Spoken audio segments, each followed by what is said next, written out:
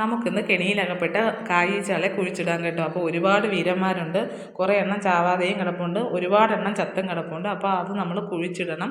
കുഴിച്ചിട്ടില്ലെങ്കിൽ ഇത് പിന്നും പെറ്റി പെരുകും. അപ്പോൾ അതിനകത്തുള്ള മരുന്നിന് ഒരു കേടുപാട് സംഭവിച്ചിട്ടില്ല. അപ്പോൾ ഒരു കുഞ്ഞു കുഴിയെടുത്ത് ഈ കായീച്ചകളെല്ലാം കുഴിച്ചിട്ട് അതിനുശേഷം ആ കെണി ഒന്ന് വൃത്തിയായിട്ട് കഴുകിയെടുത്തു. ഇല്ലെങ്കിൽ ആ സ്മെല്ല് പോകത്തില്ല. അപ്പോൾ അത് നന്നായിട്ട് കഴുകിയെടുത്ത കെണിയിലേക്ക് കുറച്ച് വെള്ളം ഒഴിച്ച് അത് പഴയതുപോലെ കെട്ടിത്തൂക്കി.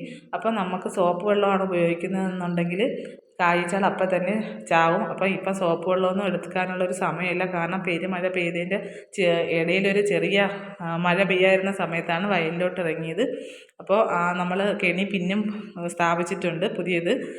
അപ്പോൾ ഇപ്പം ഭയങ്കര മഴക്കോളുണ്ട്. അപ്പോൾ ഒരു സൈഡിൽ മഴക്കോളും ഒരു സൈഡിൽ വെയിലുമാണ്. അപ്പോൾ ഈ വെയിൽ കണ്ട് നമ്മൾ മഴ പെയ്യില്ലെന്നൊന്നും വിചാരിക്കേണ്ട, ഉടൻ തന്നെ മഴ കൂടെ തന്നെ പെയ്യും. അപ്പോൾ അതിന് മുമ്പ് വീട്ടിൽ കയറി പോകണം. അപ്പോൾ ഈ വീഡിയോ ഇഷ്ടപ്പെട്ടെങ്കിൽ എല്ലാവരും ലൈക്ക് ചെയ്യണം, സബ്സ്ക്രൈബ് ചെയ്യണം. അപ്പോൾ ഇനി അടുത്ത വീഡിയോയിൽ കാണാം. അപ്പോൾ എല്ലാവർക്കും ടാറ്റാ.